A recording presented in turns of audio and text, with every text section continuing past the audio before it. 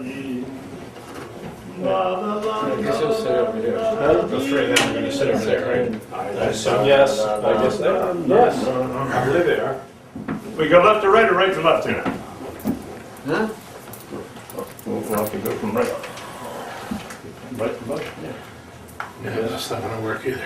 Now, before this auspicious occasion, I'd I'm like trying to to... find places to put things. Who's going to start? You guys gonna have an introduction? I would like to, my brothers to defer to me and let me open it up, only because it's Well, if something... you're asking them to want the defer to card. you, they're not going to be deferring, they're going to be allowing Put you. it on the floor. So it's, Put it on the table? not on the table, but put it on the floor. On the chair? On the floor. On the floor. Where it doesn't show. You can't put a ring on the carpet. Got a better idea. How about that, huh? That's perfect. No, Put it on put it on the floor so it doesn't show. Oh, so REC. We don't want it to show. what the hell are we promoting here? That's perfect. I'm gonna advertise this as a brothel for crying out loud, and here you're afraid that they're gonna think we're drinking? Are you recording? Yes. Oh my gosh. You're kidding. I It's record gonna as soon as be you sit edited. down. It As soon as will you be- sat down, I started. All right, hold it there. Zio, Stop. it will be edited. Oh, yeah. Uncle Pat, it will be edited. By whom? Yeah, Ricky. Let's put Oh, Ricky's meaningful, gonna let's edit it? put meaningful Yes. things on now. Go ahead. Well, You're why don't you on. start then, huh? You're on. Ready? Mhm. Good evening. For the benefit of those that are not familiar with my good looks, I'm Don Maiocco. I'm the oldest of the three Maiocco brothers, and people think of us as the three Maiocco brothers. I'm the oldest. Pat number 2, Al number 3. I think it's a wonderful idea that my nephews came up with, both Rick and Bob, to do this for the benefit that the young people get of hearing of their heritage, whatever it is that we are going to contribute today. I hope that we're contributing something will be significant to them, and we'll try to make it as significant as we can as we go along. I will say this, I reserve the right to not have anything that I say edited by my brother Pat for inaccuracies. He's a bugger for detail. What I say Sticks. is the script, the written truth. Okay. I guess what we're trying to tell the generations that follow us, those of them that haven't heard about how come they're here, why they're here, and who are the people that put them here, is how the story all started in a little town in Abruzzi called Fallo. Everybody bow. Fallo. It's a beautiful area that we've all visited, and it has become very dear to our hearts. We visited the places where our parents were born, and it's something I wish that both of my boys had the opportunity to get there someday. Tom did, Vin hasn't. There was an old man in those days whose name was Dominic DeVito, and seeking work as they did in those days, they traveled the world. They didn't go to an employment agency and give them a resume and get placed at a job. They traveled the world. Grandpa, the man that I'm going to speak of, Dominic DeVito, traveled to America, Argentina, Moscow, all in search of work. He'd been to America several times before he settled in America.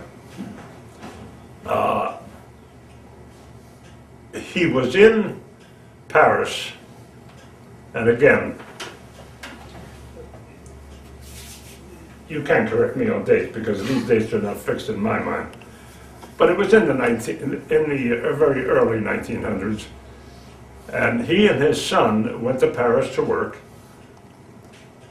and a paisan of theirs for the benefit of the non-Italians, paisan is a person from the same town. Vincent Maiocco, who turned out to be our father, realizing that there was no opportunities in the small town of Follow in the hills of Italy, he should come to America. And he made his plans to go to Liverpool, which is, I believe, where they left from, right? And he knew that the paisan Dominic DeVito and Patrick DeVito, who turned out to be our uncle, were in Paris working. I don't know. Grandpa was, I guess, a chauffeur, a taxi cab driver, and Uncle Patrick was probably working in a shoe store or something. And he wanted to pay his respects to his old friends from his little hometown. And he decided to stop in on them since he had to go through Paris, I guess, to get to Liverpool. And when he broke the news that he was coming to America, now these boys were the same age. My father and the man that was to be our uncle, Patrick, were both 15 years old. And the friend, when he heard that Vincent was coming to America, turned to his father, like a lot of kids would do, say, I want to go there too, Dad. Well, Grandpa was a smart old man. He realized that this might be the opportunity of his lifetime for his son. And he gave him the money, which had to be a lot of money in those days, out of the wages that they were earning. And he joined my father, and that's how the two of them came to America, like that, on the spot. He decided to come to America, and America was never the same when these two young studs got to America. They were two handsome young fellas. They must have had a great time. They worked hard. And one day, pardon me, my sinuses are backing up on me. One day, there appeared on my uncle's bureau the picture of a beautiful young girl, about 15 years old. And Dad said, "Hey, who's the pretty girl?" And Uncle Patrick said, "That's my sister, Vincentina." Am I sticking to the script? Pretty authentic, huh? He said, "That's my sister, Vincentina." My father said, "You mean that little dirty-faced kid that used to run around the piazza?" Because they were talking about 9 years before, when my father had left that little town.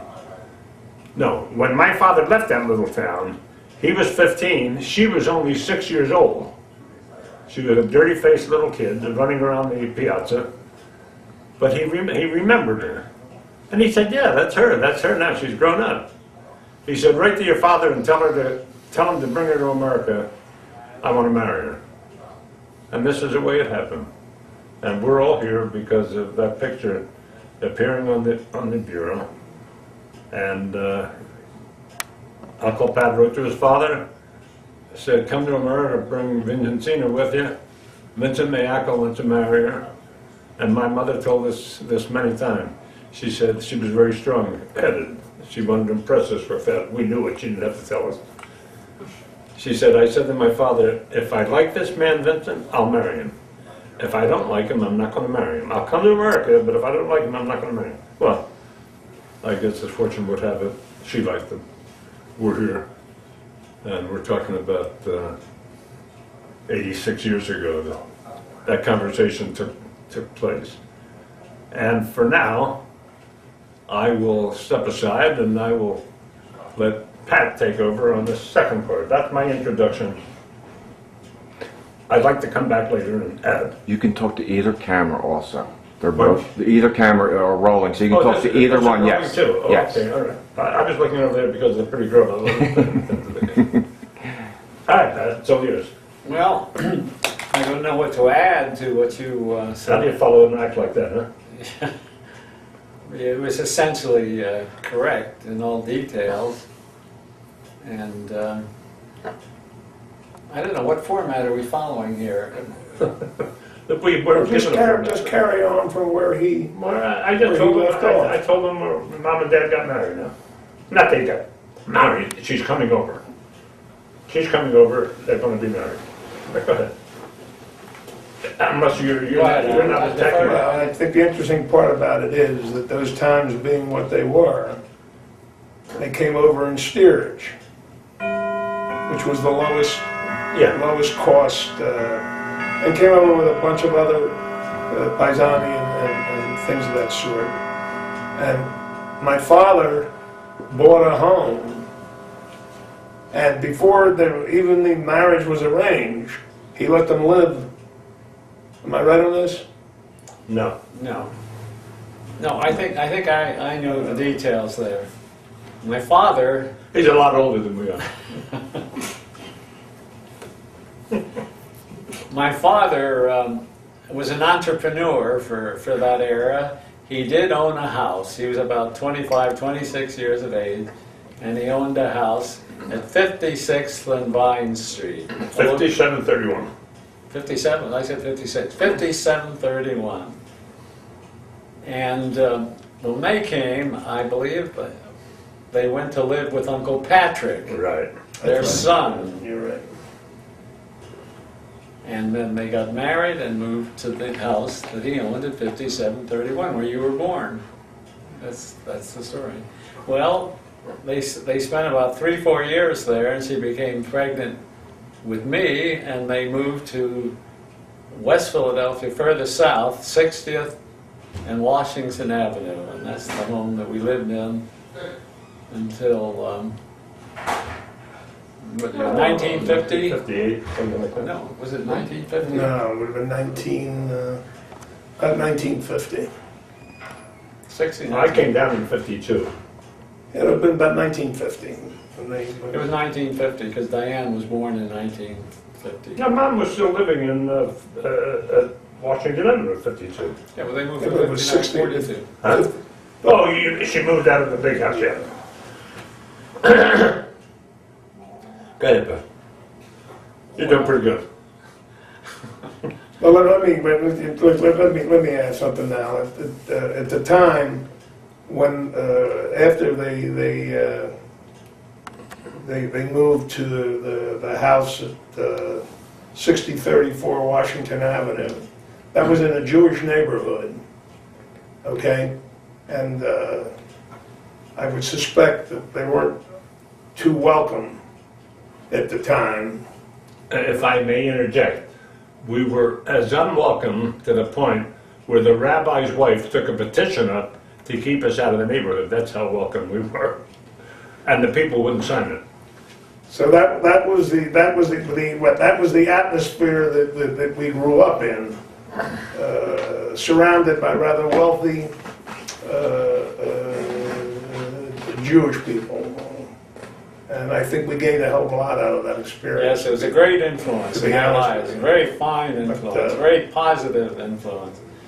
My As uncle, you said one time, it wasn't a question of, are we going to go to college, it's which college were we going to, because everybody essentially was college but educated. we lived in a house which ended up with about an extended family of 13 people.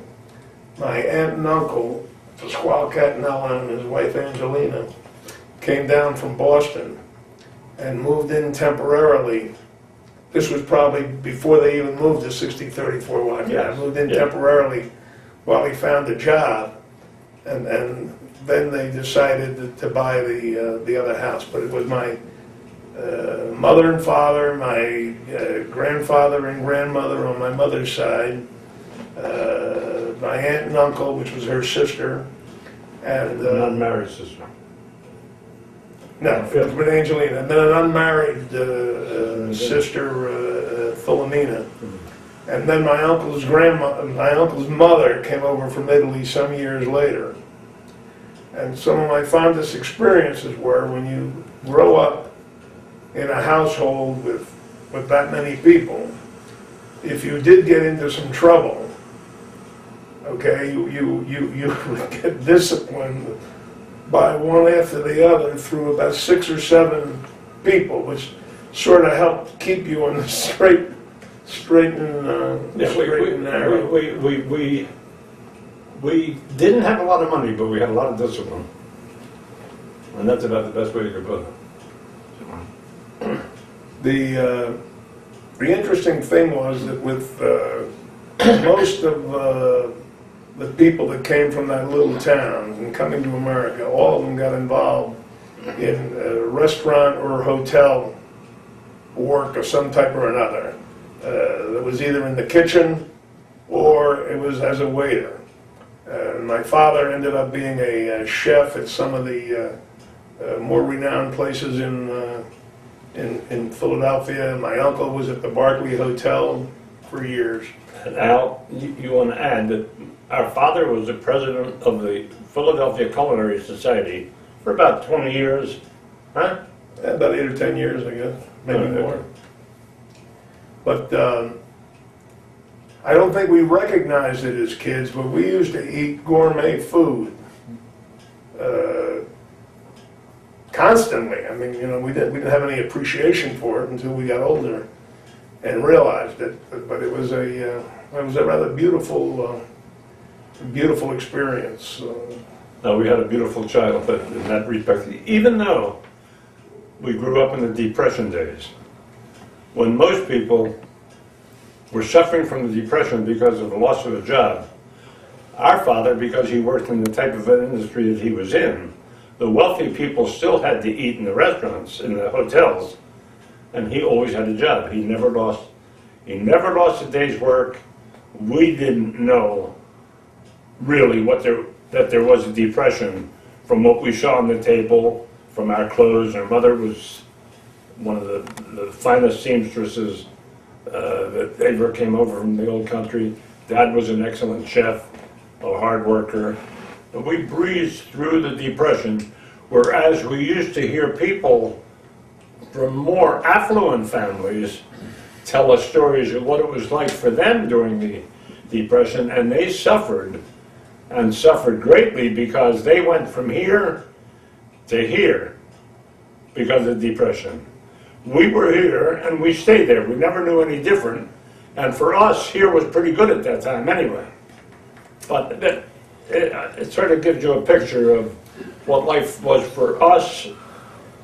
I think being brought up in a family where a man worked in an industry that wasn't recognized as one of the greater places to be, but for us it worked out to an advantage. We didn't see the Depression. Well, there was another factor though. In our family, as he said, there were 11 to 13 people that lived in the house with the extended family. But as far as wage earners went, there was a chef at the Barclay Hotel, Uncle Pat, who was living with us. My father was a chef at the Union League, and my grandfather was a cook at the Bellevue Stratford Hotel. There were 3 salaries. My mother worked as a seamstress. Her sister, who was married to Uncle Patrick, worked as a seamstress. And then for a while, even the youngest sister, Philomena, worked as a seamstress. So there were at least 5 salaries, albeit not big salaries, and sometimes a 6th one with Aunt Phil. So even though we lived in a wealthy Jewish neighborhood, their standard of living outside of vacations wasn't materially better than ours. We lived very well. We ate better than they did, I'm sure. We ate much better than they did. One thing for sure is that we were born to a work ethic. Oh, yes. Yeah. We were surrounded by people that When I was 13 years old, if I can... Excuse me, Bob. Where I had breakfast, there's a sheet of paper on the right with the format that we're supposed to follow. The format. Who wrote the format? The format is whatever Whatever we want to say. you. No, Rick. No, was this is a specific format. Rick was specific. Oh, I'm sorry. Well, this is what Ricky... Well, okay. Well, you know what? You want to make sure this might be a reminder. Coming to America, It might be a reminder Anthony about a story. family, growing up with a Paisani in Philadelphia. Okay, we're still there. Okay, we're still growing up. None of my business, but if you want this on the fall schedule, you better get it moving. All right. my brother Al just touched on the fact that we were of the work ethic. I was 13 years old, a freshman in high school, and my father was very friendly with the neighborhood druggist, who poor dad probably thought was a big shot because the guy had a pharmacy and poor dad was working as a cook. And dad was very friendly with him, and he asked me, he says, why don't you give my kid a job in here? He said, as a soda jerker. He said, to keep him off the street. And the guy said, fine. He said, we don't pay a hell of a lot. And Dad said, that's fine. I want him to learn how to work. I want him to respect the dollar. And this guy was gracious enough to hire me at $1.50 a week, from 3 o'clock to 11 o'clock Monday through Friday, and from 9 o'clock Saturday and Sunday morning till 11 o'clock at night. You know, I They never knew paid that. me $1.50. I How much never- were tasty cakes Never back knew then? that. Huh? How much were tasty cakes? Never heard this before. Tasty cakes were probably 5 cents in those days. Oh, I bet they weren't that much, I bet it wasn't that much. But the interesting thing is, though they were paying me such a meager wage, never, I must have worked there maybe a year, never in all that time, every day that I went in there, did anyone that ran that store say to me, son, why don't you have an ice cream cone? I had to go in the back room and sneak it. You know, 3 or 4 a I day. think back to that, how horrible that was, though. That nobody had the compassion to say to the poor kid, you know, it's a hot summer day, let him have an ice cream cone. No, How was the ice cream? that did not, these were depression days. Okay, I thought I'd throw that in. I had a better experience than that. At 14, Wait, can I interrupt for a moment? Should there be an explanation about my brother's appearance here? We've gone Oh. into the filming without any mention whatsoever. All right, okay. Now, do you My want? brother's dying to get this in. Well, I'm afraid. I wasn't born I'm afraid the future generations. All right, okay, very good. The future generations Your point may is think well this taken. is genetic. They probably never will get to see the true beauty behind this thing. Correct. Correct. We got pictures. And that's the important. We got pictures. All right. What happened was, this only happened, today is Sunday. A week ago, last Tuesday, we were planning to go to Nags Head, North Carolina the next day for Tom's, you want to put the camera on Tom? My son Tom's 30th anniversary. His wife, Tom. why do you want to get him on camera? We'll cut it in later. Go ahead. Okay. The second oldest Maiocco cousin. Corinne and Tom were having a 30th wedding anniversary and had the whole family coming down to There must be a Celebrate. faster way to say what celebrate happened. with them. Be quiet. Dad, come on. There's a format. To celebrate. it's only as bad as when Dad And I stabbed his asked son when he used to figured get out what it something is. fun explaining. Figure out The what whole family and friends were invited down. And I asked my son Tom today how much it all cost him. And Dad, he wouldn't give me a figure. come on, come on, come on, come on. You're Say what happened. But he told me that it cost him 5 times as much as his way. But he wouldn't give me a figure. Okay, so the day before we were to go, Waiting cost me. they had notified me that they were gonna pick me up at 7 o'clock in the morning. Be ready, and the van will be to pick you and Mom up. Well, I figured, geez, I gotta shave, shower, I'm gonna shave, shower, pack, and be ready. All I have to do is jump out of bed, have a cup of coffee, jump in the car, and off we go. And I planned to do just that. And I did just that. I shaved, showered, had my breakfast, packed. I just got finished packing.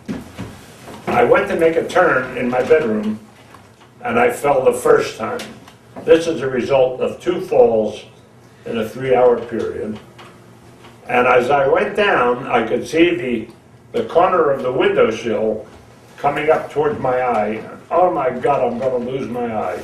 Well, I was fortunate that it didn't hit in the cavity of the eye. It hit the skull right above it. blood all over the place. Hardest substance known to man. Sorry, I mentioned it.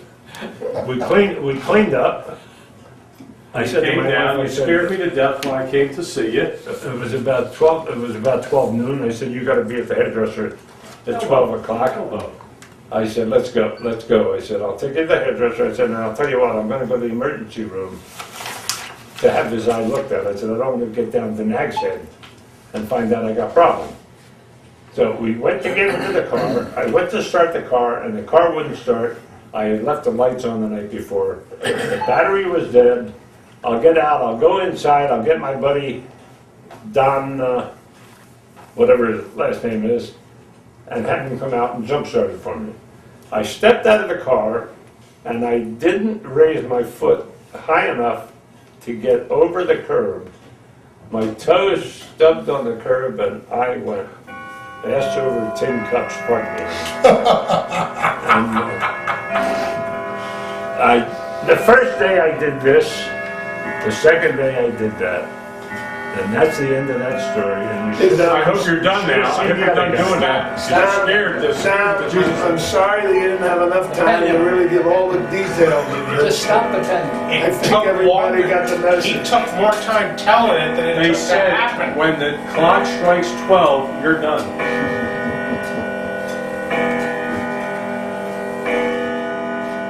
And we had a wonderful time last week, by the way, down in North Carolina. Everybody in this room was there, except for you two. We certainly did.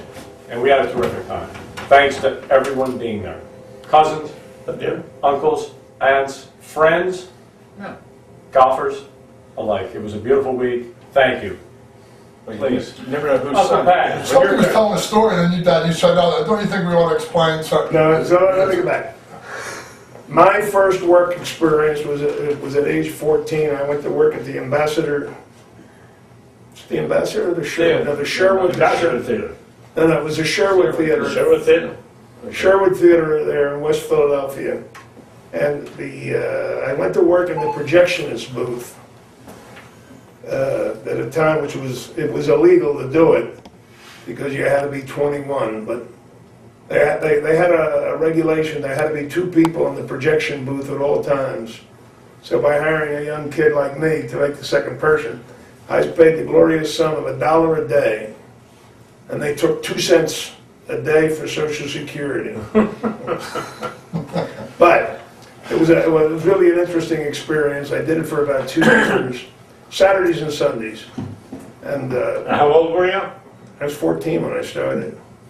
And just before I ended that experience, there was a movie, I don't remember what the movie was, but I had seen it so many times, I knew the script perfectly, and when it came time to switch over, there's a little dot that comes up in the corner of the screen.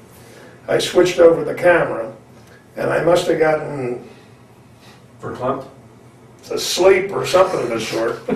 What I did was I took out the spent film, put in a new film, then went back and took out that film and put in the next film. So obviously, I'm sitting through the peephole looking at the film, and all of a sudden I realize there's something wrong. The continuity of the picture isn't there. And then all of a sudden, all sorts of buzzers started going off and everything of the sort. And my career in the film industry ended. That's a bad experience. And that's when Ron Howard took over. The success of Jeff Lurie. That was my initial work experience. But I will tell you one thing about that. That experience taught me that work could be fun because it was very, very enjoyable. And that experience really led me the rest of my life of saying how lucky one can be to find a career that work isn't work, but is fun. Well, I Now, might add. Uncle Pat, just one question. I want Dad to explain to Uncle Al why he had to ask him how old he was. 'Cause I think you were in the service. What was that? You were in the service? Yeah. Well, I think that's that. Just briefly, We didn't get that far yet. We're No, done. no, no. Well, the reason you asked him the question, The question is, you must have been. you were in the service at the time of that story. Oh, yes. Oh, yes. The reason why I asked him how old he was at that time. At the time that he was just speaking of, I was in the service already. There's 7 years difference in us. All right, defer to Pat. Well, I just wanted to say that That's enough.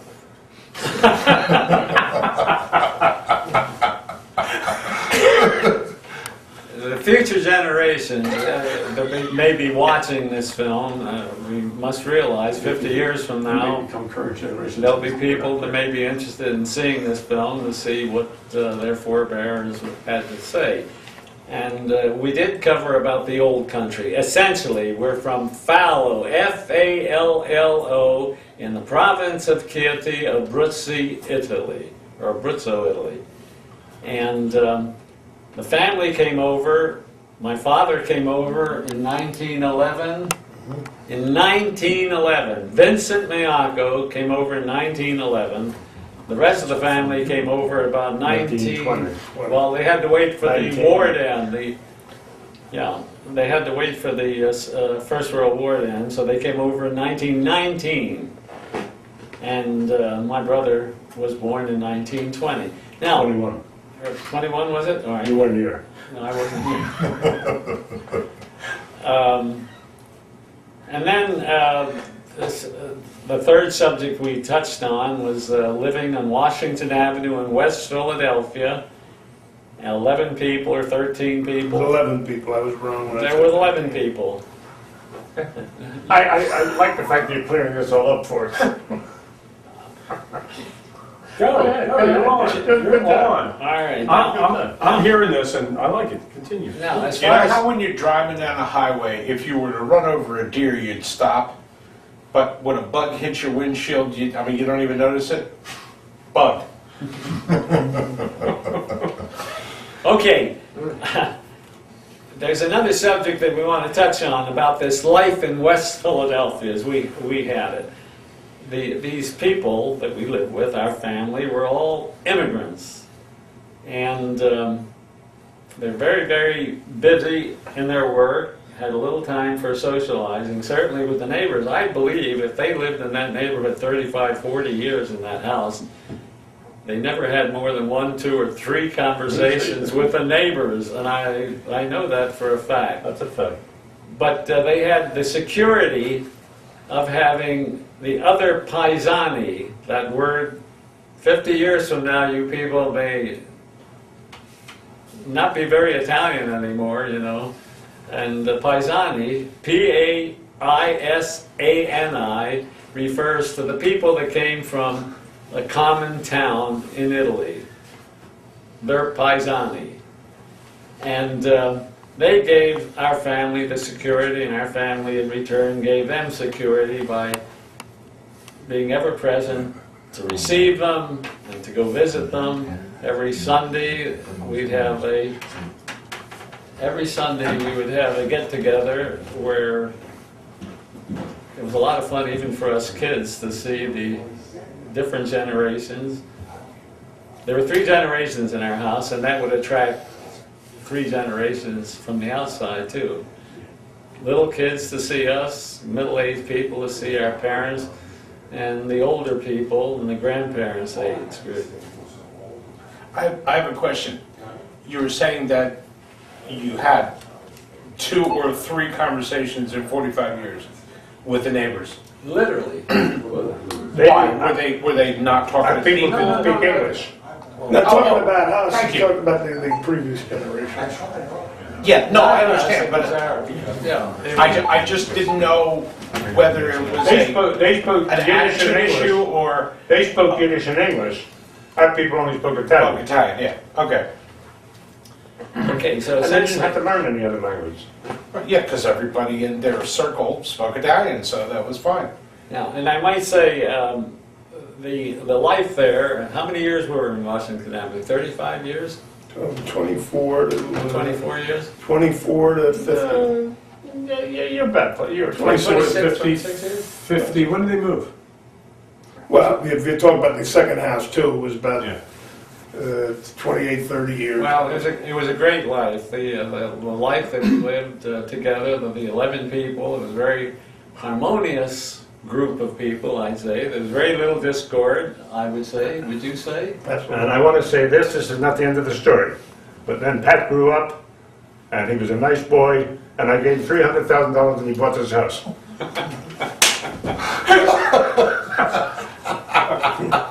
And if that, No, that's a joke. I just threw that in for the... I had $300,000 on this Paisani thing, because if my recollections were, it was like a party going on every other night. I mean, it was just beautiful. Yeah, well, 11 people don't sit down to a table for dinner without it being a party. Contrary to nowadays, where you wouldn't dare go visit someone without calling them ahead of time. Days. People used to walk in the downtown. People just used to walk in all the time. Oh, you're having dinner again? These were just the Paisanis, though. Yeah, you're more than welcome. In fact, there was one couple, Samuel and what was his wife's She name? used to come and get her hair done. What was the wife's name? Madeleine. They used to come over every Friday night. Every Friday night. And they'd walk in and say, "Oh my gosh, are you having dinner?" Of course, you'd come join us. Well, the fact of the matter was that these people were very, very poor. And they knew they could get a meal because they were with good friends. And they were welcomed every single week. I mean, it was just beautiful. People never made them feel that they were butting in or anything. No, sit down. Oh, no, we just ate.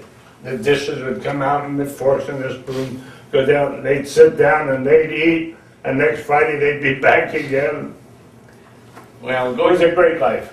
going back to a very important part of life, the dinner hours, we had cooking for us was my grandfather, Domenico DeVito, the one that had been the taxi cab driver in Paris. And he retired when he was 62 years of age, and he took over all the cooking duties. And we used to eat, well, he was a cook at the Bellevue Stratford Hotel. Well, why don't you tell how he came to retire after being a cook? That's an interesting story in our life. Well, you're the one that tells the story. Okay, it was Christmas Eve. It was Christmas Eve. What year would that have been about? I was Can you guys think? Well, if he was 62, he was born in 1870, 32. so that would have been 1932. Okay. It was Christmas Eve, and it was dark. It wasn't daylight yet. And I heard something downstairs. Well, I was in 1932. I was about 10, 11 years old, I guess. I don't know whether I believed in Santa Claus or not, but I was wondering what the hell was downstairs. But we had the Christmas tree was already set up and the electric chains around them. And I went up and went onto the hallway, the way our home was constructed. I stood at the top of the stairs, and there was a figure coming up the stairs. Lights weren't turned on. And this figure was coming up the stairs, and all I could see was the top of the head. And if there was anybody in our family that I loved, it was my grandfather. I loved everybody in the family, but he was, I think, all of our favorites. Maternal grandfather. Maternal grandfather. We never knew our paternal. But anyway, who the hell is it? Not Santa Claus.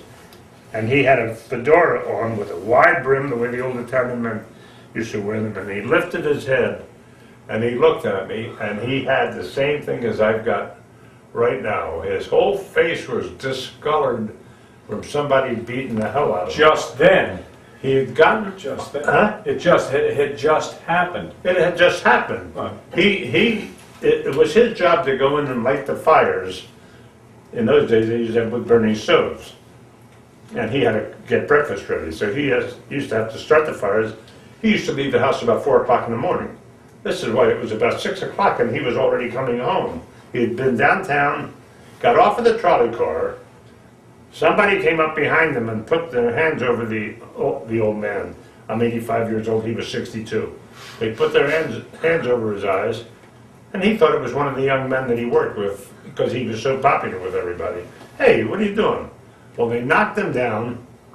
They didn't get to do anything else, fortunately, because the next trolley car was lumbering down the track, and the light was shining on them, and they took off. And he got up and he hobbled into the place, and geez, when they saw him, they called some of the medical staff or something. I said, you go home.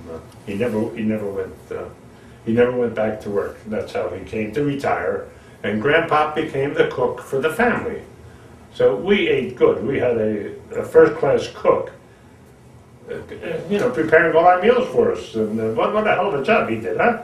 And Al's got a very unique story about Grandpa and his cooking and a tuna steak. What would you call it? Tuna fish? Tuna salad. Tuna salad. Tuna salad. Good. Oh, salad, okay. Well, I don't really know what I want to tell us. We had a summer kitchen down in the basement. That's what Hilda. All the heavy work was done down in the basement. No heavy work was done up in the first floor kitchen. That had to look right when company came. All the cooking was downstairs, and Grandpa used to have to bring it up the stairs and serve it. Well, he had a little hook rug at the basement, on the basement floor, that he used to methodically, fastidiously wipe his feet on, not to bring any dirt up into the upstairs level. And this thing was so encrusted with old food and all. Cut it out. Well, he was making the tuna salad down in the basement, and I was watching him. And then he was going to take it upstairs. Well, he tripped on that little throw rug, and the tuna salad ended up on the rug. And he got quite irritated, but he scooped up the tuna salad and he put it back. Reshaped it. He put it back. There's hairs coming out of it. Put it back in the serving plate, and then we went up to have dinner. I was pleading with him not to do it, and he was telling me to shut up, he was going to kill me if I told anybody. Then we sat down to dinner, and my mother said, "How come you're not eating any tuna? How come you're not eating any tuna fish?" I said, I'm not hungry tonight. I didn't realize it would be for the kids. They're all going to get a kick out of it. Yeah. Well, I got to tell you, it was depressing days, and they were so frugal about. I'll tell you how frugal they were. When I used to complain about anything that Grandpa served, he'd go like this, you should have been a boy when I was a boy. And I'd say, what was such a big thing, Grandpa? He says, people used to walk by our window. We didn't have glass in the window. They could look right in. And they didn't have glass in the window. They had shutters or whatever. He said, there were 6 people in the family. We would break an egg in a bowl and put it in the center of the table. And we'd each take a crust of bread and dip it in that bowl. And we all shared that egg. And people used to stop by and look in the window, and their eyes used to pop out of their head because we had that one egg. And you're complaining about what I gave you? I'll never forget that. Talking about that, just so that you get to know my brother Don a little bit better. But Pat and I were. By the way, he looks better, usually. Pat and I used to be very placid when it came to eating and what they ate and stuff of the sort. And we tended to be early risers, whereas my brother Don was a little bit more discerning about what he ate. And Nocturnally, socially active. And he was also a late riser, especially on the weekends. Oh, we're going to start telling stories that way now? And I'll tell you, it was a tradition every Sunday that they would make a chicken soup, usually clear chicken broth with a little bit of pasta and rice in it.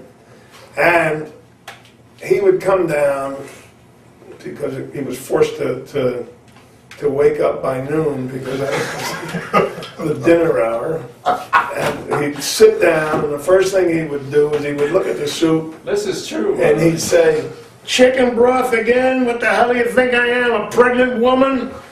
That was the start of the meal. And then my Uncle Pat's mother, would have the job of slicing the bread and putting a piece of bread in front of everybody else's plate. And typically, the first piece of bread would be a little bit stale on the end. Mm-hmm. Well, she'd cut the bread, and then she'd take it to the table, and the first place she'd come to was his place. and he'd pick up And the the first bread. slice used to go in front of my The place. bread, and he would start to scream, how come I get all the stale bread every time? Oh, that used to be a pain in the neck. The Italian bread, you didn't get used to eating Italian bread when it's fresh. There's nothing better than fresh. Are you Italian, honey? Well, then you know what I'm talking about. And he wishes it. But they didn't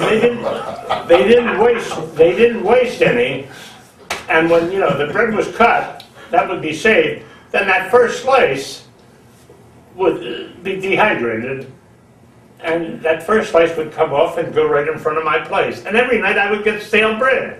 But there was all that fresh bread in front of everybody else, and I used to drive me crazy. Switching places with Uncle Pat?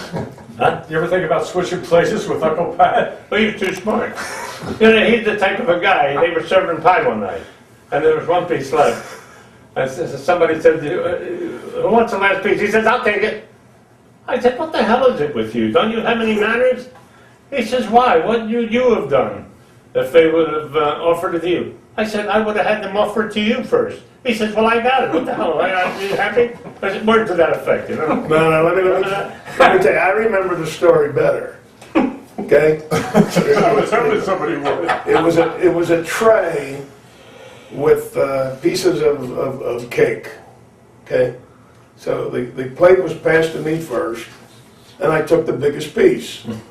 Well, he started screaming at me. Who's screaming? Him, Don, screaming, you're rude, you got no manners, you should never take the biggest Well, I found it was piece. my job to keep them So I said, well, wait a minute, Don. If the plate had come to you, which piece would you have taken? He said, I would have taken a smaller well, one. you got it. I said, what the hell are you complaining about? You got it. That's the way it went. All right, Pat. Okay. How the hell did you wind up being the leader of this thing? He took the All time right. to make an outline. Now, are we finished with the growing up of the Paisani? And I think we're at the war now. You mean you're all Actually, grown up now? before you get to the war, I do have a question. You were talking about your grandfather, your maternal grandfather, and you said it was his job to light the wood fires.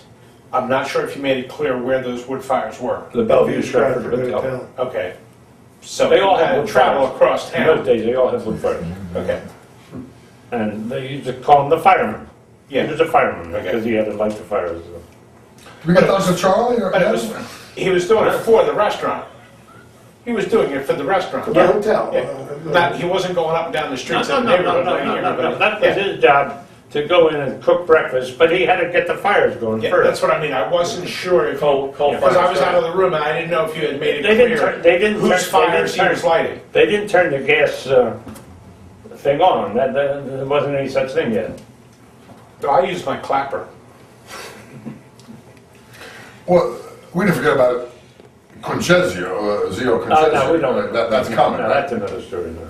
what do you mean another story? He's one of the Paisani. We're going to talk about our family. We're going to include all the paisans. We'll never get done. No, but he's an Is unusual character. somebody chasing you? Somewhere you gotta be? Go ahead. Talk about content. Well, You guys have all been going for what, I think 17 minutes at this point? I know one little story about, first of all, future generations. It was just suggested that we bring up one of the more colorful of the Paisani.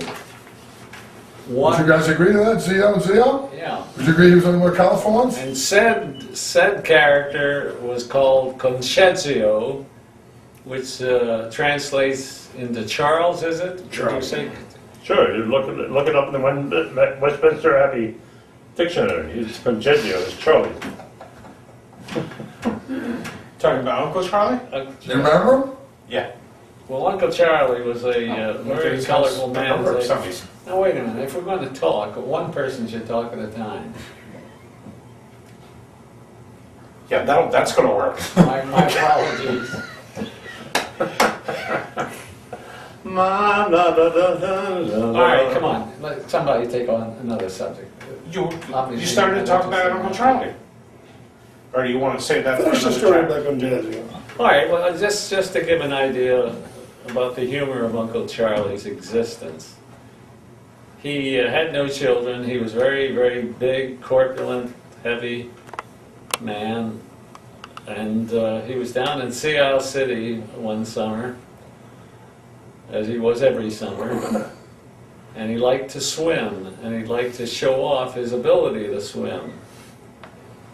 Well, he went out in the ocean, and he was thrashing around, and he was going farther out, and the lifeguards in their tower started whistling for Uncle Charlie to come back in.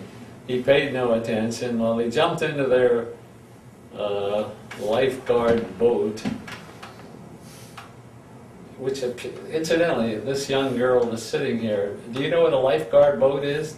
Do you go to the shore? Do they still have lifeguard boats? Definitely. Sure. Yes, Yeah. they may not be boats, but now They they're... still have Or you think they got training Campus. porpoises now? Hasn't moved that far. Yeah, they got Why don't lifeguard you boats. sit here, man? You don't watch Baywatch? What You doesn't wanna matter with you? switch with me? And they went out and forced him back into land, onto the shore, onto the beach. And when he got onto the beach, his wife gave him a towel, and he started drying himself off. And as he was drying himself off, he walked over to the lifeguard station, and he says, "Hey, buddy, you on the ocean?" The lifeguard says, "Beg your pardon?" He says, "You on the ocean?" And the lifeguard, realizing what he meant, he says, "I'll show you whether I own the ocean or not." He says there's a $25 fine. And incidentally, that was a lot of money in those days. People used to work for $25 a week, and that was the fine. Well, with that, there was another friend of the lifeguards that intervened and got him to forget the Forgive the fine? Forgive the And that's fine? the story about I got another one to tell about him. He wasn't feeling well, and he was talking to my father, and was telling him that he hadn't been feeling well for a while, and he had been to one doctor, about 2 or 3 visits, and it didn't feel any better, and changed and went to another doctor. A couple of visits, and he wasn't feeling any better. So my father said, "Well, why don't you go to an internist, a specialist?" So he convinced him he ought to do it, and my father made the appointment and said, "It's going to be expensive." And, in those days, he just mentioned people $25 a week. It's going to cost him $75, but he had been putting up with whatever his ailment was for as long as he did, and he walked into the doctor's office, and the doctor said to him, "Mr. DeShola, what's your problem?" Uncle Charlie looked at him and he said, "What's my problem? For $75, you tell me what's my problem." What about the It's like, why is it knee that when he tried to walk out of or he did it on a frequent basis? Oh, yes. Do you want to tell that one about the No, park? you.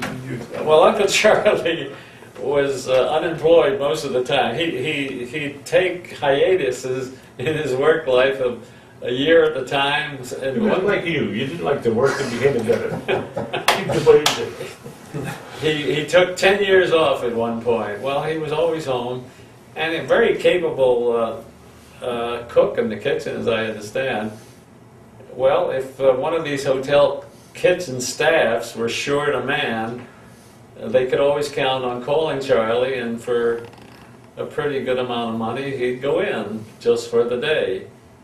Well, that was the case at the Barclay Hotel. They were short a man, they were having a big wedding party, and they called him up, and he says, "All right, I'll be down." He took the trolley car, went down, and at the height of the work program there for the wedding, they looked for Charlie and couldn't find him.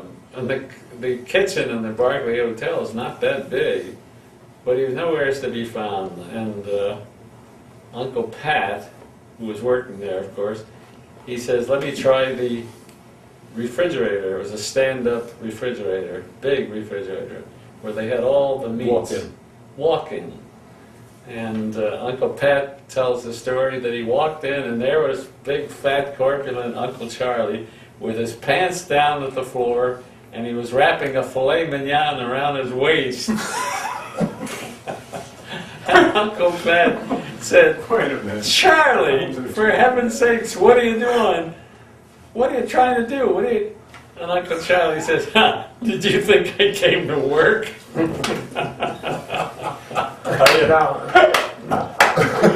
Your stories have been very interesting about Uncle Charlie, but I'm offended that I think we have one of the best stories in the world about our own father that you guys haven't thought about telling. It was about Give me a second. Give me a about second. 1932.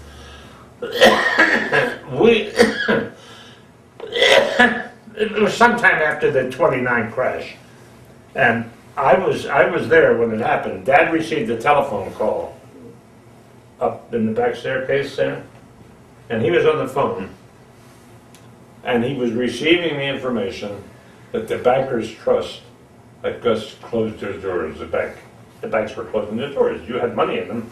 Where his money was Yeah, located. where his money, all their savings were on. Everything went into the savings in them. This was the immigrants' way of saving money. I guess they understood that better than they did other ways. That's where they put their money, and they felt very safe with it. And there was no, it wasn't federally insured back in those There was no days. at that time, there was no recourse. They didn't know anything about Yeah, it. compared to the last time, the savings loans went up. And Dad turned ashen white, hearing that they've lost it, that they've lost everything. All their money went in there. My mother came in. No, that's not so. Aunt Angelina came in. What's the matter? When she saw his face, she's never seen him that way. And he said, "We're finished." She says, "What do you mean?" And he told her the bank closed. She was given to fainting spells. She fainted dead on the floor right there, right in front of me. He came down to help her. My mother comes walking in. She used to sing her sister take fainting spells. The first thing she did was raise her eyelid. Holy Christ. Her eyes, my mother said, were rolled back in her head. Her sister's dead. And my mother passes out. Now there's the two of them laying on the floor. Aunt Phil comes in, the unmarried sister. She sees her two older sisters laying there. She passes out. Grandma comes in, the mother. Holy jeez, and then she went crazy. She saw her three daughters laying there. She thought dead at the time. You know? But that was an awful experience. That's not the story. That was a good story? That's not the story I wanted to tell. No. Right shortly after that, there was an affair at the Union League, and our father was the second cook there, which means the assistant to the chef. And Dad was a real artist at what he did. He took his job very seriously. He didn't consider himself a cook. He considered himself a professional food expert, I guess. Culinary. And he worked it. He worked at it. He really meant it. President Hoover, Herbert Hoover, was invited as a guest speaker for whatever was going on. Might have been the Democratic National Convention, I don't know. No, the Democratic National Convention, but Hoover was there to represent the Republicans, whatever.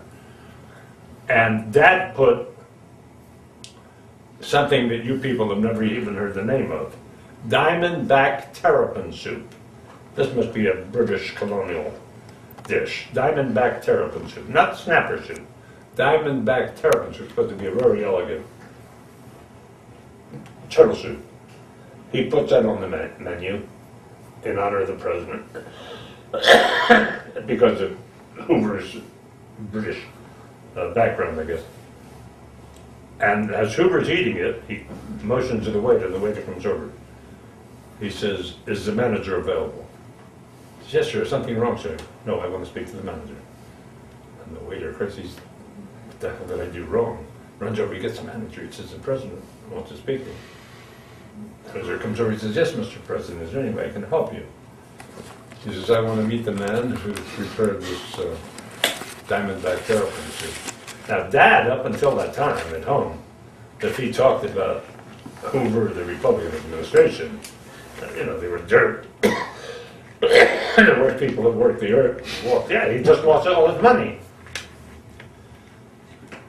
The President of the United States comes walking into the kitchen, and they lead him up to Dad's 5'6". Hoover was about 6 foot something. great big hulk of a man. And Hoover bends over, he says, Chef Maiocco, I want to congratulate you. That was the finest diamondback terrapin soup I ever ate. Dad comes home. Wonderful man, Mr. Hoover, wonderful man. Right now? Do you remember that night? I don't know if they can remember. I remember the night when that happened. He was sitting at the table and pensive. What is that? Wonderful man, Mr. President. Well, and he told us the story. You know, I asked him one night, I think you were there, is Diamond... Is it worse than Tom? He used to talk about the good? Diamondback Excellent. terrapin soup all the time. Is it good? He turned and he says, good if you like it. Yeah, that was a stereotype answer. His answer always was, I feel like it. All right, I think we're at the... Uncle Pat needs a few. Uncle Pat was also an unusual man. Big Uncle Pat. He needs a few words. Yeah, we had my mother's sister's husband, who moved in with us when I was born. He was the one that came down from Boston and lived with us the rest of our lives. He was a second father to us. He was a disciplinarian, most of all. But he also took us to the amusement parks and stuff like that. You know, he was good to us. He wasn't just a disciplinarian. He was both. He was disciplinarian and he filled in a job that my father didn't have the time to do. He did. Uncle Al, what did you To think take of us to Uncle the Pat? shore. What was that? What did you think of Big Uncle Pat? He was great. He was great. He was, He was a good guy. you got used to his idiosyncrasies. Yeah, well, He didn't like me. we accepted. I was responsible for all the trouble. We accepted his idiosyncrasies just as you accept mine, your mother's, your mother's, and But your I father. don't. I don't know about Bob with him. Who you been but- talking to? You were his surrogate children, and he was your surrogate father. yeah, That was a it was great a family. symbiotic relationship. You know, He had anybody in the He family. had this much capacity for putting up with kids and their... Well, he was a spoiled kid himself. He spoiled kid himself. He's just so critical about you guys when you were little kids. If you didn't respond right away to discipline, he wasn't used to that because his word in our house was law. Hey, Uncle Pat said something. Dad, you had a feeling you could maybe work around it. Not Uncle Pat. He was tough. But no, he was great. He was a great guy. City, 64? He was a good man. I don't have any bad. If you're bad not thing. right on the button, you're He smacked me in the face one night, and I thought it was a breakup of the family. Yeah. Because my mother resented it. I decided, Mickey forgotten that. Mickey McGuire was a non-Italian friend of mine in the neighborhood. One of the few non-Jewish friends that I had. And he was an interesting character. He always had interesting things that he wanted to do. And one night he wanted to go roasting potatoes out in the park, and Country Park.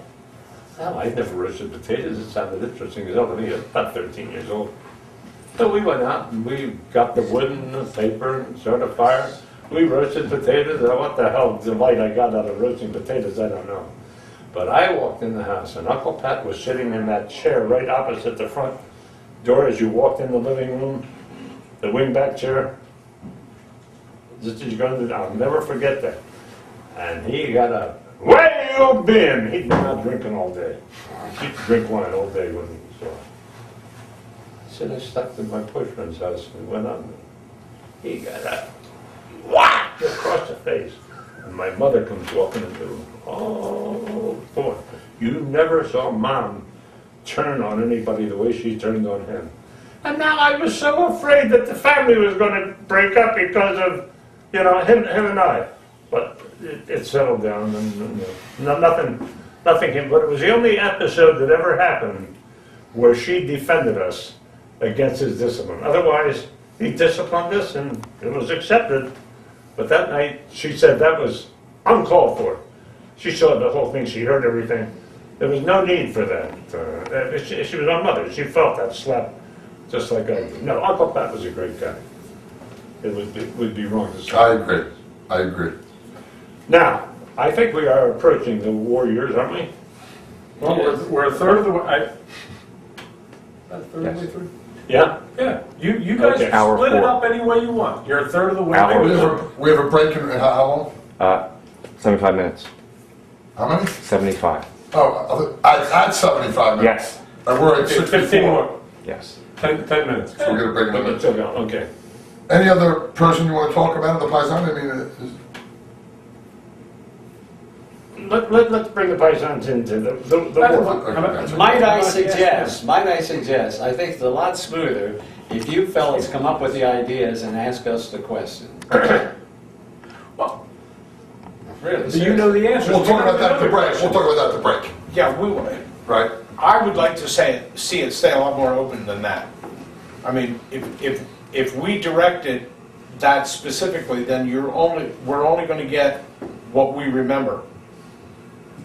If we can keep you guys doing what you're doing now, and They'll get you more come up more with out of it by stories, us.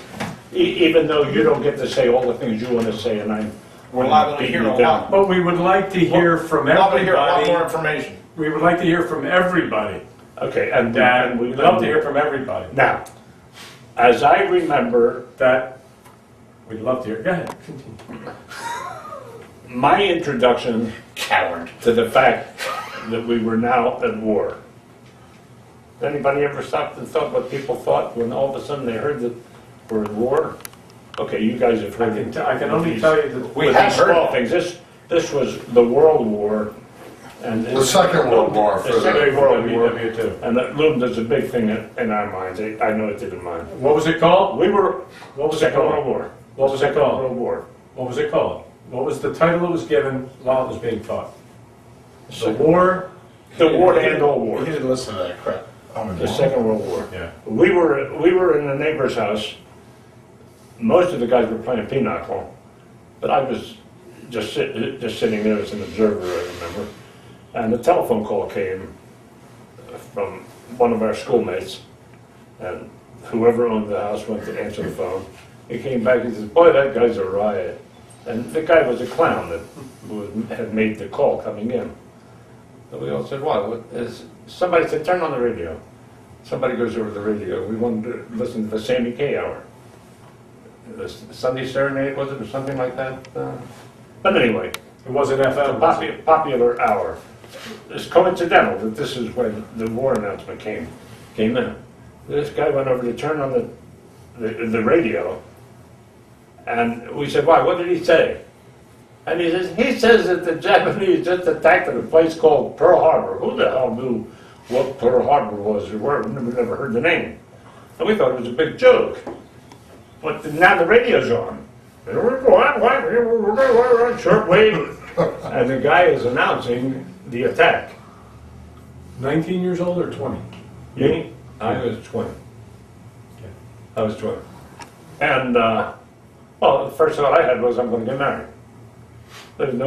I was going with Ann, and we're going to get married in 10 years so I could accumulate $10,000. I had zilch. I'm getting married. I knew I was going to be drafted right away. I'm going to be 21. This is in December. I'm going to be war. January. I'm going to be 21, and we made our plans accordingly. And then in April we were married, and then I went into the service in July. So I was only married 3 months when I went into service. And Pat was just a little bugger. 4 months later, I was born. But anyway, I thought I would introduce that. Now we're in the war. And of course, I was one of the first draftees of the group. I'm one of the older males in the Paisani group, so I went in first.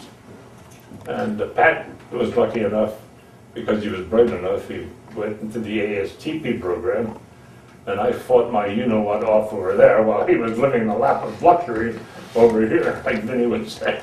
How did you feel about it when my dad got drafted, Uncle Pat? What did it mean to you? Yeah, there was one less person at the table. The guy who wouldn't complain about the end cut.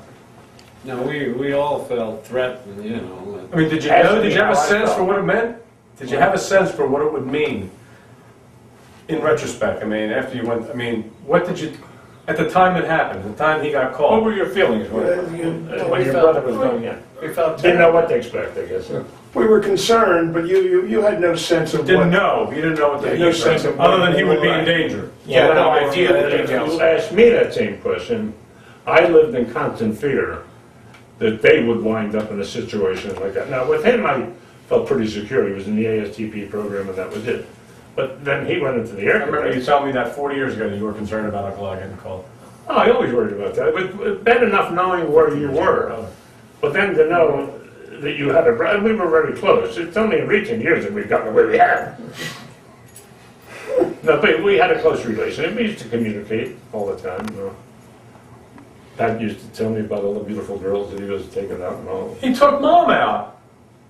He took me. He took, she never told you, didn't you? You took my mother out. I took his Shame name. on you. You did. No, the you, story- you were keeping a close. The I'm story- serious. You were keeping a close eye on her when The Mom- stories I remember of that, well, not just that time, but of all the times, is that Want that Uncle Al beer? kept. Hey, want the beer? It's been empty. empty for 2 hours. Yeah, Uncle Al. You've been Would playing find around for that long. Uncle Al was constantly finding reasons to be with Mom. Well, that story And about take the her girl, places the and girl with her hand on his leg. We used to go to the movies. Yeah, we call that a You date. haven't listened to Huh? anything else. Nowadays, they call that This a is date. I'm Tell joking. us about that My girl. father. Tell us about that girl who sat next to you. Great story. Come on, I want to hear this from you. Did you Uncle hear Al, the I want to hear the story. I want to hear it from Uncle Al. I took your mother to Everybody's dating Mom. Dom's wife. I took her. She took me. We went to the Earl Theater to see Winged Victory. I'll never forget it. Yeah. And about halfway through the movie, there was a young lady sitting next to me. After the incident happened, I can't tell you what the hell she looked like because I didn't have the guts Look at to her. look at her. But all of a sudden, I felt his hand down on my leg. I got to tell you, I got petrified. I froze. I was only You were what, 14 years old? Nah, I was about 17 years old. Oh, you were 17? Right before I went into service, and then I meekly turned to And Ann, and I said, there's a woman next to me. She was running her hand up and down my leg. Mom said, good for you. But I'll never forget that movie. Don't move. I'll never forget that movie, Winged Victory. how could you forget it? Huh? How could you forget it? No, but I'll never forget the movie because it was a movie about the Air Force and guys going in and stuff like that. And when I got down to Keesler Field for basic training, okay, as we went parading in off the train, okay, all the guys who were already down there came out on the balconies of the barracks, and they were hooting, and it was an exact replica of the movie. Well, really, really an experience. Well, Well, the war The years. war years. no, I'm asking We you. can break now if you want. Oh, great idea. 5 more minutes. Okay. Real good idea. We're breaking. All right, let's talk. It's just 5 The minutes? hell we've been doing. It's kind of working well the way, like, you know, kind of keeping everybody on focus about the outline, and then you tell stories off of that, then we throw questions, and I think that's working well. I think that's working well.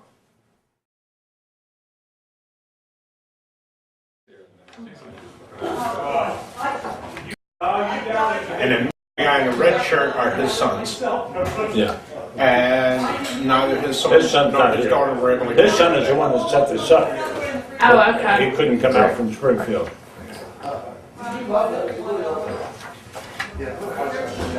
are you then? There, Are you around here? he's my son, and No, do you live in the area? I live in Glen Mills, Glen Mills. Oh, okay. out of Baltimore Pike. My aunt lives out in Glen Mills. So I know. I haven't been there too long. Their grandmother was the one that started Scaramucci's.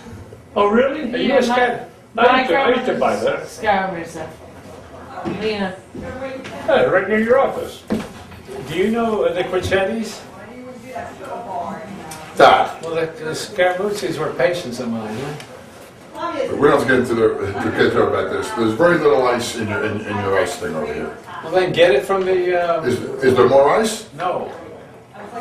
Well, get in the car and go down and pick it up, Bob. Hi, how you doing? Hi. I'm Don. I'm Charles. Don. Nina? Hey. How you doing, buddy? How you Good to doing? see you. You recovered yet? I did almost. How about you? Almost. No. Yeah, I was I'm saying you wrong. called and you were worried about me. I didn't I wanted to know. Hey, oh God, I never did get an answer on that. What about you? Oh, I don't know. Diane knows that. Give me the, I told him to find out and let me know. And he never let me know, and I forgot to ask him again. So we're into the Warriors now? We're into the Warriors? Well, we just got about- into the just Warriors. about Now I to don't know start what there. how the Oh, program's gonna go. cool. Now, how far? What do we do? What did Well, I they miss? thought it was, they seemed to think that what we were talking about was interesting. We started with several years before the Depression, family stories up to that point, then kind of the impact of the But Depression. what was interesting is that they're all listening to it very attentively. And you can see that they were interested in Well, what we were checked. saying. There Even is- when he talked, they were Dad. interested. I surprised the hell out of me. Dad, we checked. There isn't a goddamn thing on television. Very good, very good.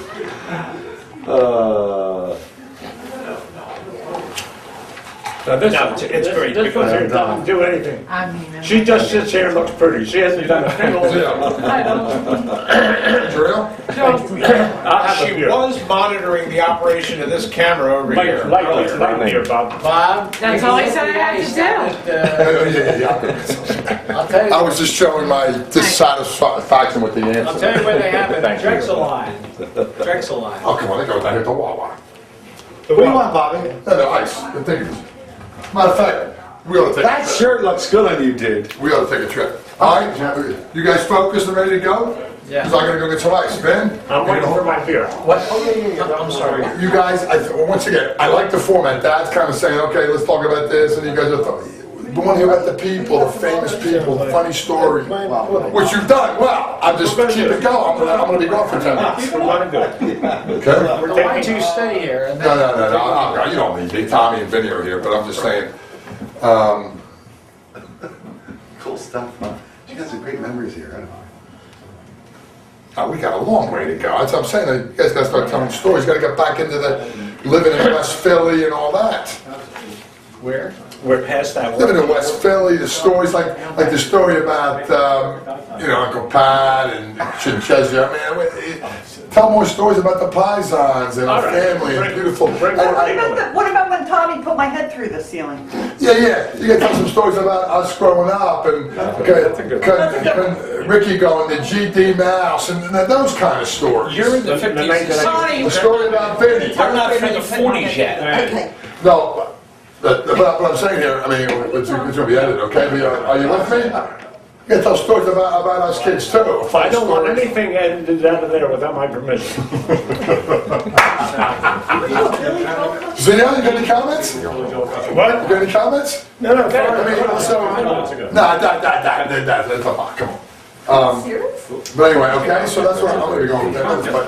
Right? I mean, We got it. You should all tell how you met your wives, I think, at some point through this, because they are part of the family, and they might forget about it. What are you doing? That's a good idea. That's a good idea. okay, so Thank you, Diane. thank you for that. But stories about the kids and funny stories. Yeah. Your hair looking good.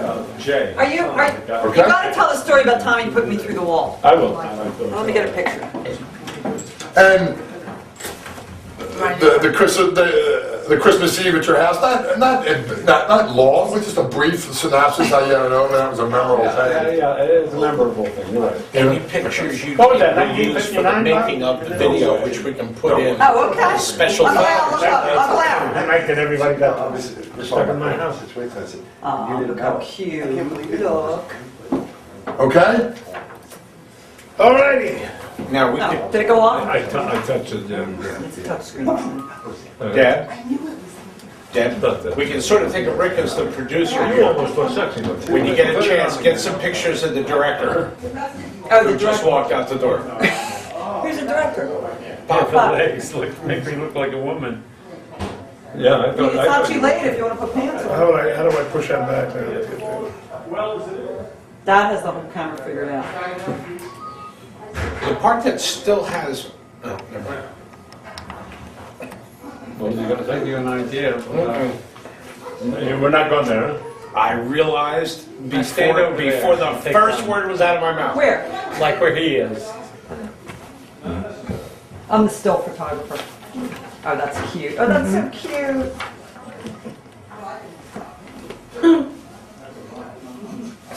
God almighty, that face of mine. Holy jeez. What, how good it is? Wait. Nice picture. But you make up with it, with your eloquence. Now, for the price that you quoted, they didn't tell you. But I'm going to give you a little picture of myself that I want you to dub in over my face on every That's scene. Ricky's job. My face is really... That's Ricky's job.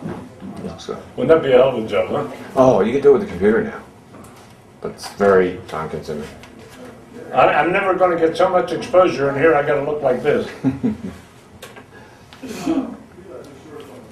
You may be overestimating the amount of play this is going to get. I'm amazed that you people found it interesting to listen to some of the things that you've heard before, whether you did or you didn't. We're hearing other versions. Some of the stories that you're telling, yeah, I've heard before, but I haven't heard it in 40, 50 years. To it, though. I mean, I'm embarrassed because they're listening to it. No, it's not boring at all, Why are you honestly. embarrassed? It's really not. It's not boring at all. It's not We boring. didn't do anything wrong yet, did we? No. We didn't say anything wrong. No, but I'm not like, you know what I mean? Sometimes I'm just like, Yeah, boring. drift off. Boring No, as I'm hell. listening. I honestly am listening. Yeah, we're ordinary people. No, you remind me of my family. This family. I probably come from the same part of Italy, if you knew. Because most of them that are here are from that part of Italy. No, Well, look, there's only two types of Italians. The Italians and the ones that want to be. Is that what you're going to say? What'd you say? I thought you were going to say Italians and the ones that want to be. No, there's only two types of Italians. That's what you're going to There's the Abruzzese and those who want to Black be. car at all. Now, let me get one. What's your Your grandmother's from Giulianova or Marchigiano, isn't she? I don't know. I She really doesn't don't know. know. No I idea. don't know. Well, if she is, she's from near us. And From what? Oh, that's a great group shot of the men. Mom used to walk to Giuliano. How about those men? You all, Did you get us? all five of them? Yeah, I did. Look. I believe. The best part about this, you can see it right away. I minimized you too. I'll do one again. It's so interesting. Well, Minimalist. She's very minimalist. Tommy's into the food and the drinks. And I left for like an hour and you like destroyed the place. I was worried you were coming back. I know. I got scared. I can't get Uncle Dom if I do it that thing. We can lean a little closer together, can't Yeah, I'll just get you two. you? Oh, sorry. No, I'm just. Oh, that's trying to cute. make this all- Try that one more time, Dad. Actually, Dad, the house looks good in the Is this one, background. this one running too, huh? Yes. Very good. You mean we're filming now? Yes, we Yeah. did. Look how good the We did house- not stop. look how good the house looks. Oh, we're already up and running? Oh, okay. We're in 10 minutes. It's why it's good we moved it in here. Yeah. But you I can, remember when you were I said fitting it's your good we house? moved it in here. Well, yeah. Good picture? Good picture. I could I have can't zoomed. take that little picture. I could have zoomed it, but. A nice shot of you. Are they filming and you're running around taking pictures? Oh, are you I filming? wish Yes, he is. He is. it's all I right. realized We're- that. We're on. We're on. Yeah, I know. Okay, so we let off at Uncle Pat and Uncle Al admitting they knew nothing as to the magnitude of the danger that Dad was about to cast himself into in defense of your country and your country. And you felt. But I understood the call to arms. And Now, I went in July 1943. oh, 43. No, not 40. What was 41? 42. 41. 41. 41 was when, yeah. 41. 42, I went in 42. 42. It 41. was December of 41 that we were attacked, so Yeah. most Yeah, of the guys December were 41. So we didn't beat him to the punch. No. Anyway, No, we were reactive again. two Purple Hearts. 2 Purple Hearts later. Bronze Star, 2 Purple Hearts, they're significant. The other ones are good medal thing and stuff like that. Oh, that's it, the Bronze Star and the 2 Purple Hearts. The interesting thing about this is your father mentioned that Uncle Pat was in the ASTP, right? Now, there's a woman at the local draft board, okay, that took real umbrage over these guys that went into ASTP. I'm sorry, what does ASTP stand for? Army Specialized Training Program. Okay. Guys with upper level intelligence.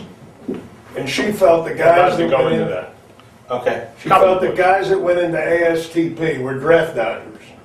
And she let it be known, seriously. In fact, she was a woman that went to the same church we went to. She was our Sunday school teacher. Yeah. What was her name?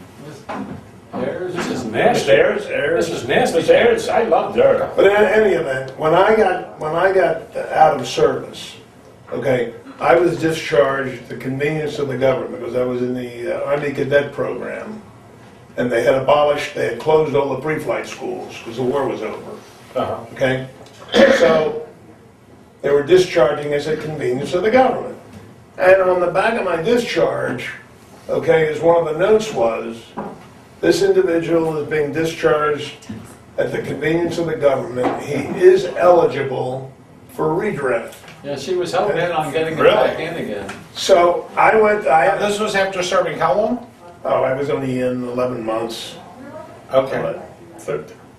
When the war ended. Well, that's still. Not even 11 months. I went in February and got out in November. See, I didn't go in until February of 1945. Right, yeah. And the war with Germany was over in April. They bombed But in any event, bombed Nagasaki and Hiroshima. Why? I had to go re-register with the draft board. So I went in with my discharge. She took one look at the name, and I saw a frown come over to her face. Oh, jeez. Because of, no. And then she looked down and were at the note that said I was eligible for redraft. Honest to God, her eyeballs got about that big. And a week later, I got a notice that I was a classified 1A. Is that right? Yeah. I never knew that. No, she was really I was classified 1A. I had to go down and take my physical. vindictive. And I got to tell you, I complained about everything. I complained about my feet, my back, my head. But I still got called up. And with that, I appealed it. And I appealed it on the basis that none of the fellows that I had been with that got discharged had been recalled for the draft. And I won the appeal, and That's great. kept me out. No, that was the big worry that I had, that somehow or other they would wind up in combat, and they weren't. But he used to write me and tell me how people used to call him Dogface on the trolley car. Well, that happened one time. But Well, I remember that. I remember. Why Dogface? First of all, their name didn't apply. Dogface was an infantryman. But because he was in uniform on the trolley car, people used to look at him, my son's overseas, what the hell is this Dogface doing here? And he'd say, I'm going to get the hell out of here and come over there where you guys are. And I, oh, God almighty. That's the last thing I needed to have to worry about a little brother being over there someplace too, But I got to tell you, it was funny. When I was ready to get discharged, before I got discharged, they were sending a bunch of the guys, well, before we were notified that we were going to be discharged, they were sending people over to Okinawa. And that seemed like, of course the war was over, but it seemed like such a spirit of adventure, okay? And I was so damn disappointed when my name wasn't called out. See how stupid you are when you're young, huh? Literally, it was a sense of disappointment, it was an adventure. Just once they signed the peace treaty, I guess you were ready. I mean, anybody would have looked forward to have done it. I'm just saying it. Would you have felt the same way if the war was still going on? I'm just curious. I'm just wondering. I'll never have that experience. Yeah, and frankly, it was naivety. But I'll tell you. now, if I had been going into the infantry, I wouldn't have felt the same way. That's the God's honest truth. Okay, so you I know enough recognize from the the stories difference. I had heard from him when we were corresponding. But an interesting thing, they tried this when I was in Italy. They took 10 men from the Air Corps, volunteers, transferred them to the infantry. They took 10 men from the infantry and sent them to the Air Corps. Do you know, out of those 20 men, not one of them said, we want to be transferred permanently? They all wanted to go back to where they had learned to be comfortable. Oh, how about that? The guy in the airplane felt trapped in the airplane. The guy in the foxhole felt trapped in the foxhole, but they both felt relatively safe. Safe, because where they had they been knew, trained. they knew it, yeah. Yeah, right, because they had already learned how to deal with Yeah. that. They didn't want to go through another set of rules. Did you never heard anything about what was going on with the Jews, With the Jews? with the Holocaust? You never heard anything. Never heard Amazing that anything. you We could have didn't been know that about close to it. We did. The papers didn't carry that. Well, I mean, you would have thought word would have gotten Well, the around. I think The only no, but way- the war being on, there were no American correspondents or That's right. anything over in Germany that Yeah, know your communication know what with was the going Army- on. The Army started Communication strikes. is with the We used to military, read. with your boss, And I never remember with the reading guy anything telling you about that. where you're going, who. No, and today they could never get away with it because Right. there's too many journalists over there. That's a different Well, world. it's, you know, But you still it's have to instant be able to have communication. contact with those journalists. How do you do that? Back then. You're with a bunch of guys doing a job, you're out in the middle of nowhere, your communication is with your commanding officer. You don't have a radio, Yeah. a radio. You know what I'm saying? Well, it's been suggested that an interesting subject to be included would be how we met our wives. Cow, brown cow. What's that? Oh, something Tom and I was talking about earlier. I did something wrong? No, No! you did not. No, It's your Did brother. you meet your wife? Oh, how did I meet my wife? Yeah, I guess that would be an interesting story to someone who has never heard it, although everybody hears. My Uncle Pat, who we've talked about before, Uncle Pat was my mother's sister's husband, and since they had no children, we were sort of their surrogate children, especially me, the firstborn. They took me everywhere they went. They went on vacations, they didn't have a kid to take with them. They used to take me, get me out of my mother's hair, keep me off the streets. And my Uncle Pat was an avid reader of a very popular medical journal that was published. What the hell was the guy's name? I can't remember the guy's name, but anyway, they were published in the form of encyclopedias. And Uncle Pat used to subscribe to these things, medical stuff. He used to read them. But he didn't understand the English language that well, so he distorted a lot of things, I guess. But he read, one book was on tuberculosis. Well, this is something that the Europeans had great concern with, because it was very prevalent in Europe before the First World War. And I guess they thought they had a handle on it later on. But he read about the symptoms and describing the disease, and he acquired all the symptoms. He had all the symptoms, whatever they were, he had them. He used to have me write to whoever we used to write. Bernard McFadden, the encyclopedia. Not Bernard McFadden, no. Bernard McFadden was the guy that wrote the... Bernard McFadden, that's right. He was the encyclopedia. Bernard McFadden. Bernard McFadden was the one that wrote the encyclopedias that you were talking about. All right, maybe it was Bernard McFadden, okay. Don't interrupt me, please. He went to the doctor and he recited the doctor's blessing rather attentively. And the doctor was a bright guy and probably must have read these books. He's quoting from page so-and-so of so-and-so's encyclopedia. And he was a wise old guy, and he said, you know what you have to do, Pasquale? He says, you've got to go back to your native air in Italy and breathe that pure native air, and it'll cure you. Well, he says, I can't go back to Italy now.